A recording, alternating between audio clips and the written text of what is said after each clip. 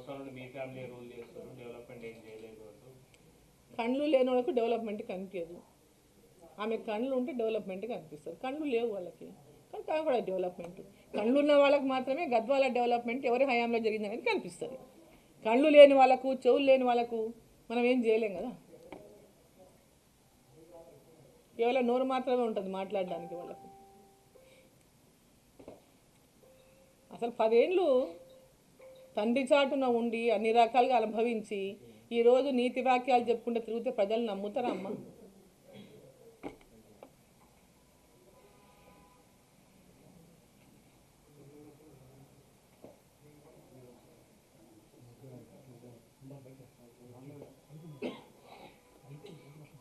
ఆస్తుల పంచాయతీతోన, కుర్చీ పంచాయతీతోన బయటికి వచ్చి రోడ్ల మీద పడి తిరిగితే జనాలని ఫూల్స్ని చేయాలనుకుంటే ఎవరు ఫూల్స్ కానీ ఇంకెవరు సిద్ధంగా లేరు.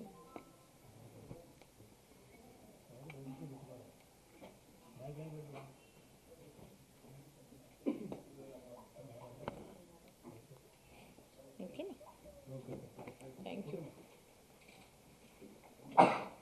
అని చెప్పి దోచుకొని మరి పాలమూరు రంగ